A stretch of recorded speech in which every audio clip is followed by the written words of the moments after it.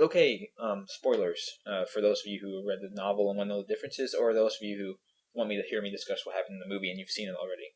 So, spoilers are coming. If you don't want to hear them, go away. First of all, a few things I can go kind of fanboy crazy on.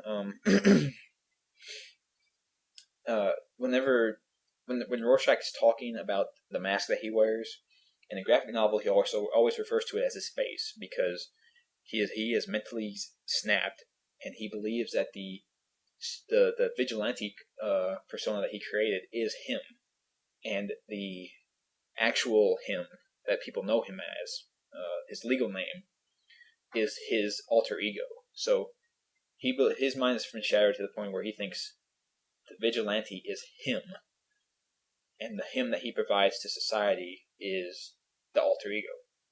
It's kind of a good twist on things, but that's because of that, he always calls his mask his face.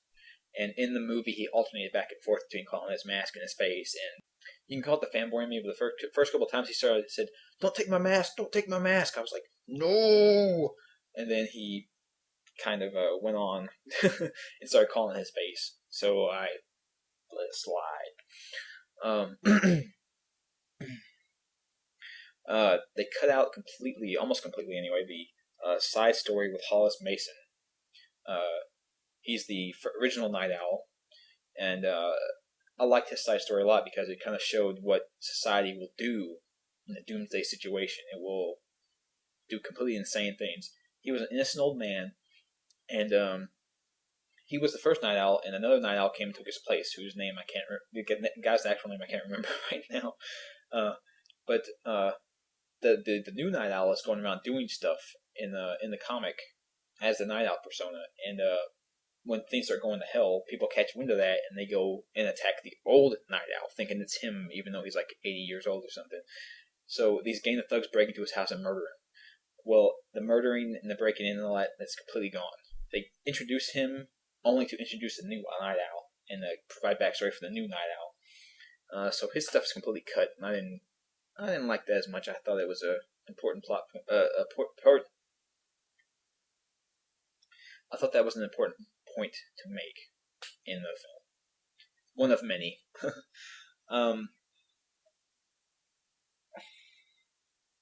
Alright, the biggest change, which everyone's going to be talking about, I'm assuming, is the ending, what happened to the ending. Well, I actually like the way that Ozymandias carried out his plan to unite all the people. The original plan of somehow bioengineering this alien entity that would kill people, I didn't like that so much because there's only the one, it only happened to one city, and I think, and in that climate, the Russians would have said, you know what, screw the USA, they've been attacked now, we're going to attack them more. And then they would have taken us over, and that would have been that. I think that's what would have happened. I don't think the world would have united because an alien attacked New York City. And speaking of which, they cut out the scene where Ozymandias like raises his fist in the air and screams, "I did it!" They cut it out. I was really looking forward to the guy who played him like just screaming like that, but he didn't do it. So what happened instead was they actually used an element I believe was in the book to begin with, where Ozymandias and Dr. Manhattan were working on a free energy source, a source of a large amount of free energy. Anyway, what they did was they took the power source that they were working on, and Ozymandias decided to use it to destroy all these cities across the world. And the theory was that it completely emulated Dr. Manhattan's power source with his energy signature, so to speak. And so he destroyed all these cities and made people think Dr. Manhattan was the one who killed all these cities. So, knowing that he'd already forced Dr. Manhattan to completely sever himself from humanity, pretty much, and leave the planet, he decided, hey, since he's gone anyway, I'm just going to wipe out all these cities, make everyone think that Dr. Manhattan is going to come and kill us all if we don't straighten up. And people are going to straighten up. And of course they did. I like that a lot more than the original graphic novels version of what would happen. The thing I didn't care for as much was there's this big foreshadowing at the end of the graphic novel where Dr. Manhattan and Ozymandias have a discussion about whether Ozymandias did the right thing and whether it was worth it. and he's kind of trying to seek validation from Dr. Manhattan in his actions. And Dr. Manhattan kind of hints at the fact that even though he thinks he's made it eternal peace, it doesn't happen. It's not happened. So I thought that was a very powerful point to make in the film. But they kind of cut it out, and they instead changed it to where Night Owl, the guy who was a new Night Owl, goes kind of crazy on Ozymandias and starts screaming at him about how he has united humanity together, but in what form, in what kind of way. He didn't bring people together because they wanted to be together. He brought them together in fear, in a xenophobic fear of the outside world, the Dr. Manhattan, and any other alien entity that might come in. So the idea is that people are together, but their humanity has been twisted, and their sense of peace has been twisted into this one of born out of fear instead of out of love. And that's kind of what the new point that the movie made, which I can get behind. I can understand what the guys are saying, but I kind of like the original one better, where Ozymandias is kind of, even Ozymandias, the guy who sounds so sure of what he did was right, even he has his doubts and doesn't believe truly that it's going to work and that he did the right thing. That's just a point I liked about it. Oh yes, a few more things. Also, they completely cut out the section where the psychiatrist is trying to analyze Rorschach after they arrest him in prison. They completely cut out the part where the psychiatrist is trying to learn how Rorschach thinks, and in doing so, he actually starts to become Rorschach. He starts to talk like him and think like him, and it's kind of I really liked it because it shows the infection of that kind of the way that kind of mindset can affect people if get under the right circumstances. And they also, for some reason in this movie, really, really pumped up the gore. I mean, a lot.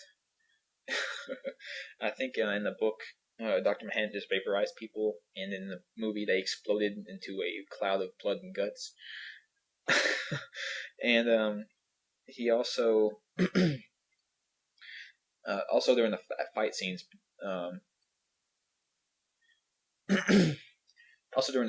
there were a lot of bones coming up through people's arms. There's one guy has both his arms cut off with a electric saw. There's a lot of blood and gore in this film, unnecessarily so. I'm not sure why he decided to do that. Which is kind of what I have a problem with all kind of movie adaptations. Really, is I guess which is also the problem Alan Moore has with all the movie adaptations of his stuff, is the fact that they take something that's a cult classic and they market it to the lowest common denominator, which means that a book that is almost purely character interactions and trying to get you to think and about subtlety and philosophical viewpoints becomes more of a movie about people beating the crap out of each other, the gore, the sex. I'm not sure that was needed. I think the movie could have done well without the added mindless violence and sex in it. That's just my opinion on it. But the movie was very good. I liked it a lot. I'm not shy for sex or gore.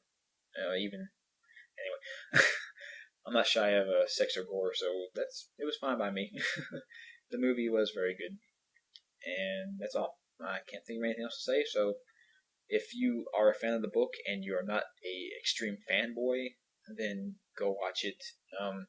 If you're a person who doesn't mind thinking, go watch it. If you're a person who wants to see a bloody action film, kind of like the X-Men movies or whatever, don't go watch this because there's not that much action in it, even with the padded action scenes. And that's all. So, see ya.